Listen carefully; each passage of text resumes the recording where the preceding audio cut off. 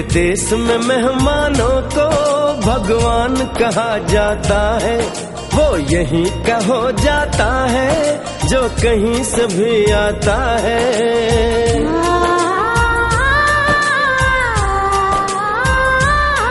तेरे देश को मैंने देखा, तेरे देश को मैंने जाना,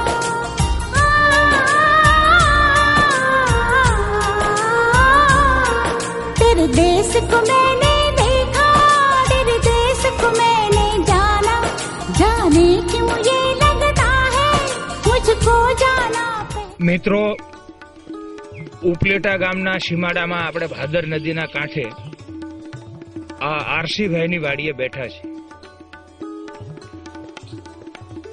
આ ડેમથી શું ફાયદો થયો એની ચર્ચા લાભાર્થી ખેડૂત ભાઈઓ પાસે આપણે એમના જ મુખે સાંભળી તો આપણે વધારે અનુકૂળ લાગશે।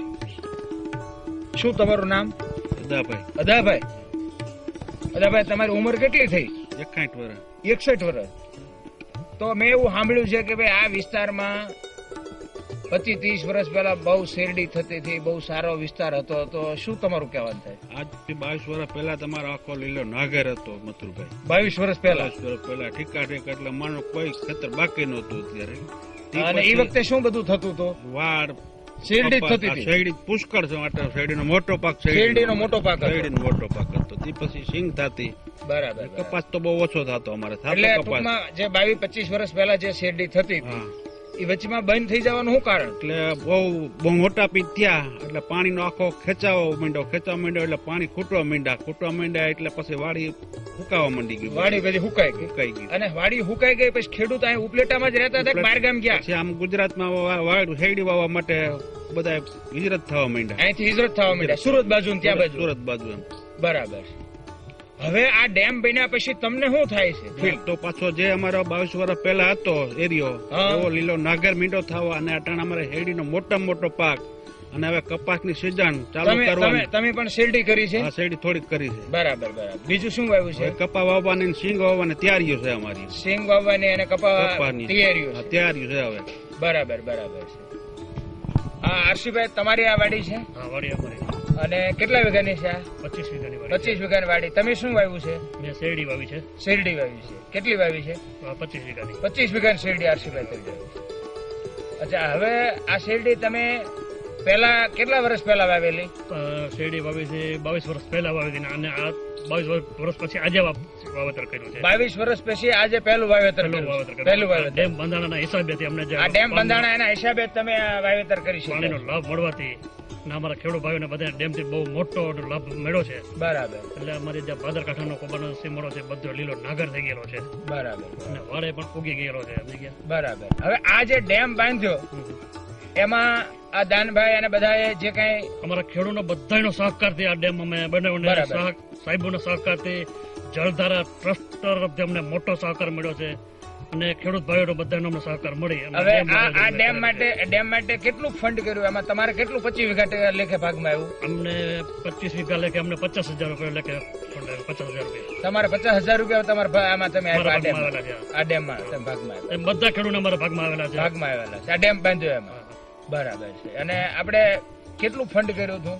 ફંડ અમે કર્યું હતું 20-25 લાખ રૂપિયા। 25 લાખ રૂપિયાનું ફંડ કર્યું હતું। મિત્રો, આપણે હમણે બટુકભાઈની વાડીએ હતા। આ સૌરાષ્ટ્રમાં પાછલા 25 વર્ષથી સ્થળાંતર થયું, દક્ષિણ ગુજરાતમાં ગયા।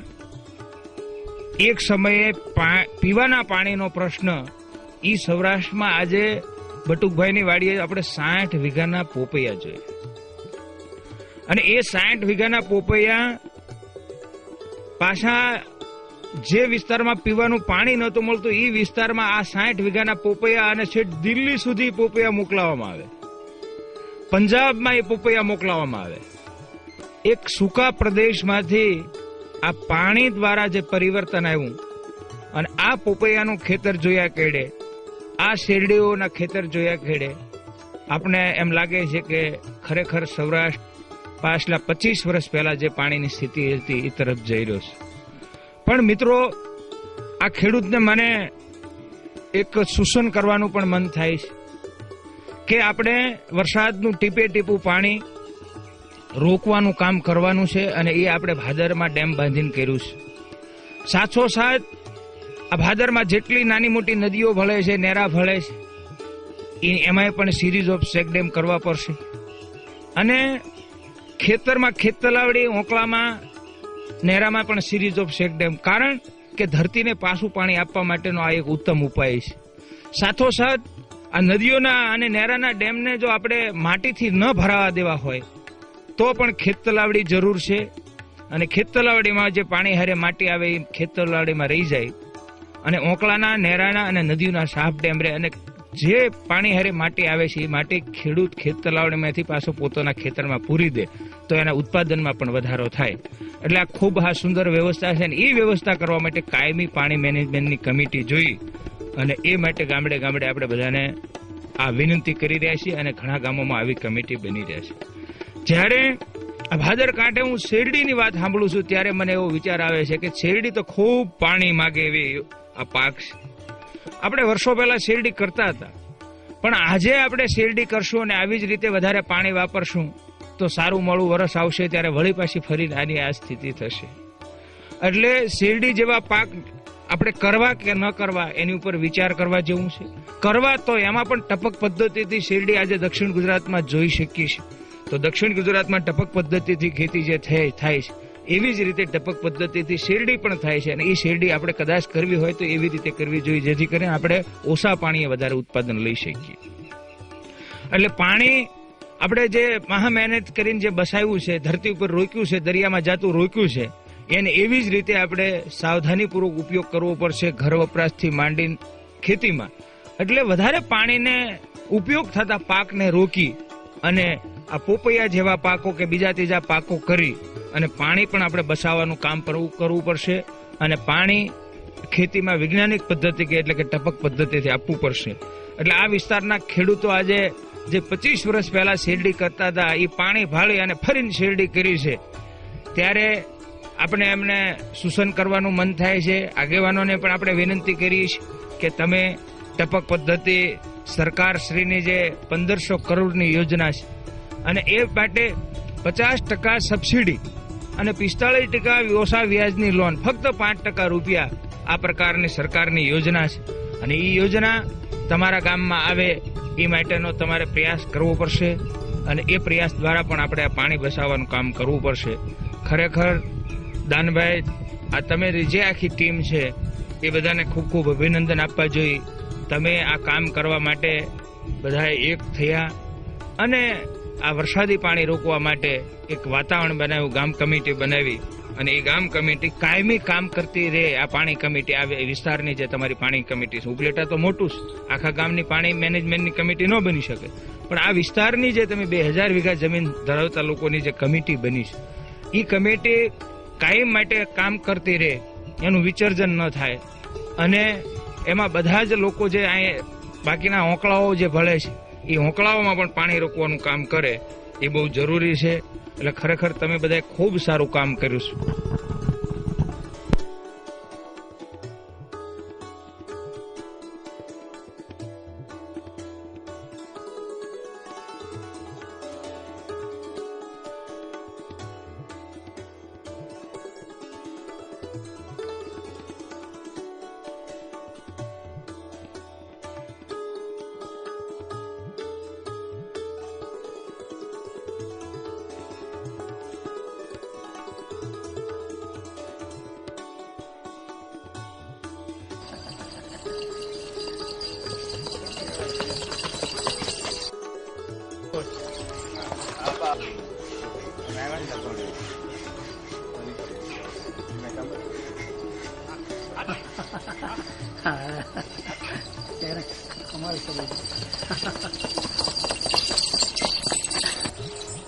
પાવડો છો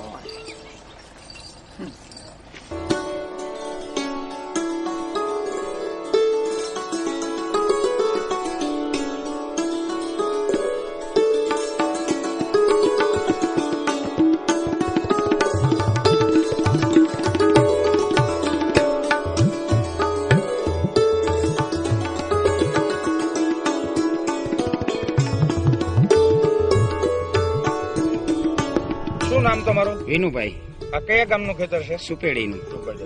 વિનુભાઈ, કેટલા વર્ષ પહેલા તમે વાટ કર્યો? 20 વર્ષ પેલા કર્યો હતો.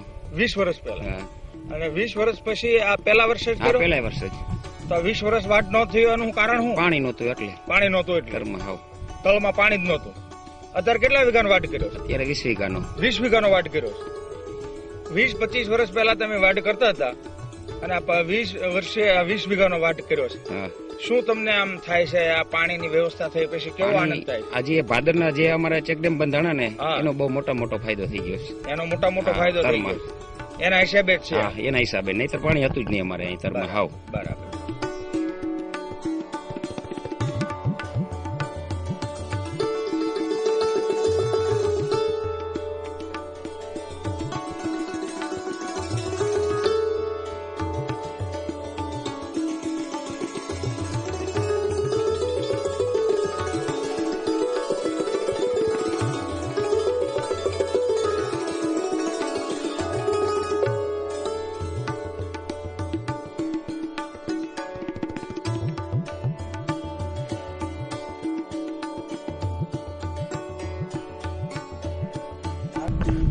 શું નામ આપનું? દિવ્યેશભાઈ. દિવેશભાઈ, આ ડેમ બન્યો એમાંથી કયા કયા ગામને ફાયદો?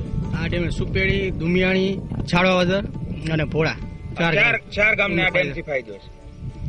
અને આ તમારા ખેતરમાં જે બાજરી ઉભી છે એ બાજરી તમે દર વર્ષે કરો છો કે આ પાણી થયું એટલે થઈ? પાણી થયું એટલે થયું. આ પહેલા વર્ષે જ છે. હા. કેટલા વીઘાની બાજરી છે? 10 વીઘાની બાજરી, આ ઉનાળુ બાજરી. ઉનાળુ બાજરી. આ 10 વીઘાની ઉનાળુ બાજરી છે. એટલે આ ડેમ થવાથી તમને શું ફીલ થાય છે? ડેમ દ્વારા સારી થાય છે કે આ પાણી થઈ ગયું અમારે. અહીંયા 25 વીઘા બીજો આમ વાડ વાવ્યો છે. વાડી કેટલા વીઘાનો વાવ્યો? 18 વીઘાનો 18 વીઘાની શેરડી કરી છે અને આ 10 વીઘાની ઉનાળુ બાજરી છે. અને તમે પેલા શું કરતા હતા? પેલા તો સિઝનલી આ બધું વરસાદ થાય ને નહીં, આમ તમે પેલા ખેતી જ કરો છો? ખેતી જ કરી. ખેતી જ કરો. ખેતી. હવે તમે એક યુવાન છો તો તમને આ પાણીની વ્યવસ્થા નહોતી ત્યાર પહેલા કઈ બીજો બિઝનેસ કરવાનો વિચાર આવતો હતો અને હવે ખેતી કરવાનો વિચાર આવે છે એવું કઈ ખરું? પેલા તો બિઝનેસ કરવાનો વિચાર આવતો કે બહાર નીકળી તો કઈક થાય સારું, પણ હવે આ પાણી થઈ ગયું તો એમ થયું કે ના હવે અહીં બરાબર છે આપણે. આ પાણી થયું એટલે તમને એમ થાય છે કે હવે કઈ ખેતીમાં વિકાસ કરશું એમ. હા, બરાબર છે. એટલે આ ડેમ થવાથી તમને આનંદ થાય છે? શું થાય છે? આને તો થાય ને કે પાણી થઈ ગયું ને સર. એમ સારું.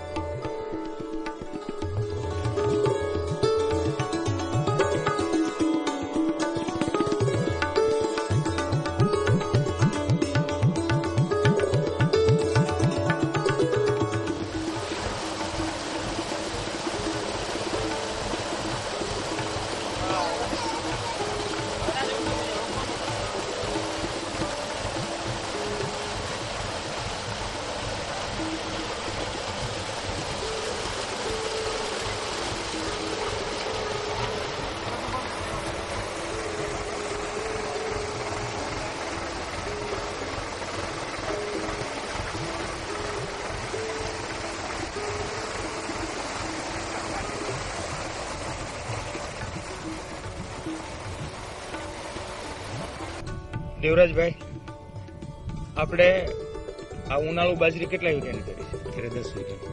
10 વીઘાની.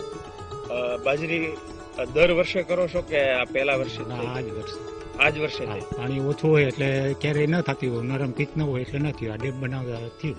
ઉનાળામાં પીત જ ન હોય? ના, ઉનાળામાં પછી ભાદર વહી જાય એટલે પછી શું છે, મહિનો 1.5 મહિનો હાલતી. અચ્છા, આ ડેમ બનવાથી પાણી અહીંયા ભરાણું અને એ પાણી ભરાણું એના હિસાબે ઉનાળુ બાજરી થઈ.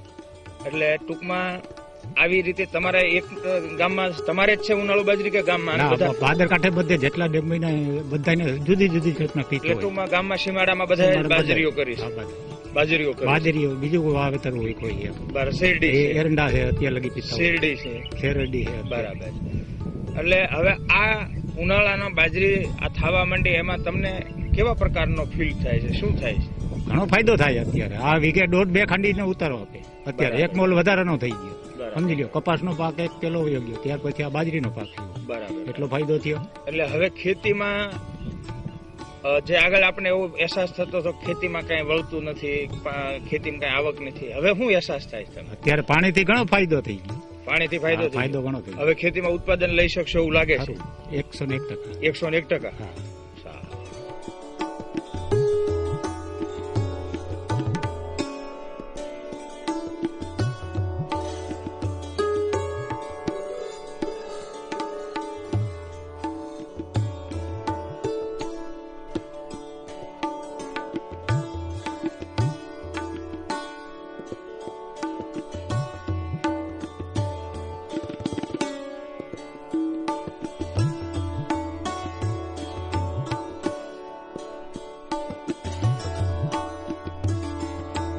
મિત્રો,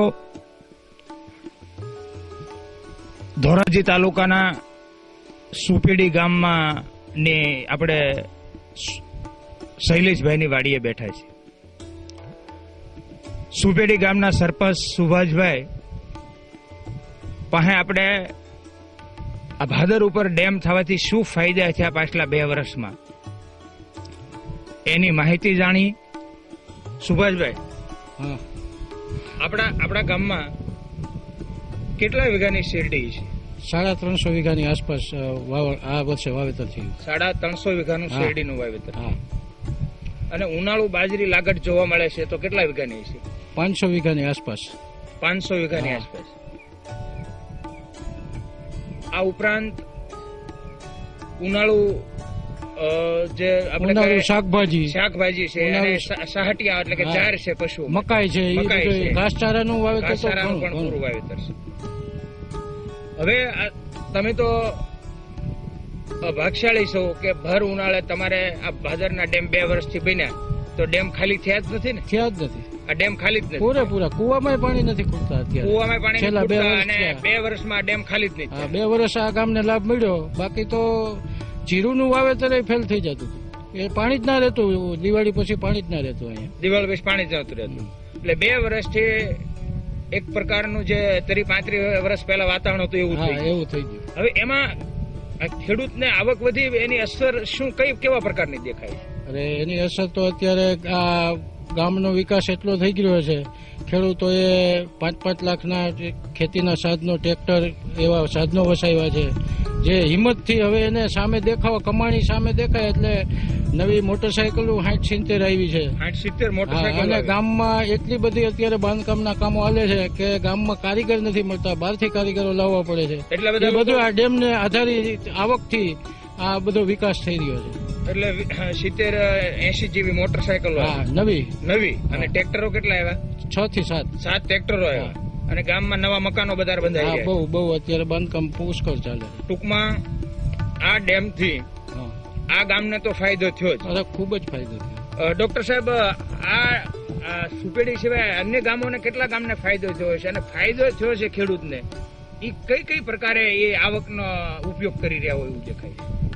પહેલી વાત તો એ છે કે ખેડૂતોએ પોતાની જમીનનો સદુપયોગ કરી શકે છે, જે પહેલા 20-25 વર્ષ પહેલા કરતા હતા. શૈલેષભાઈનો વાડ જે હતો એ આ વર્ષે બિયારણમાં જ વયો ગયો. બિયારણમાં જ વયો ગયો. એ બિયારણમાં જ વયો ગયો એટલે 18 વીઘાનો વાડ, જે એને કાયદેસર રીતે ગોળ બનાવવા માટે વેચ્યો હતો, પણ એ ગોળ બનાવવામાં તો એક કાતરું પણ નથી ગયું. બરાબર. અને ખેડૂતો પાસે પૈસા આવે એ ભવિષ્યની અંદર એના પોતાના બાળકોને ભણાવવામાં ઉપયોગ કરે એવું દેખાઈ રહ્યું છે. એવું ચોક્કસપણે થઈ જ જાય. બરાબર. કારણ કે ખેડૂતો પોતાના દીકરાને ખેતી કરતો પેલા ના કરતો, મજૂર બિચારો થઈ જતો હતો, હા, હા. એ હવે ભણાવે છે. અમારા વિસ્તારની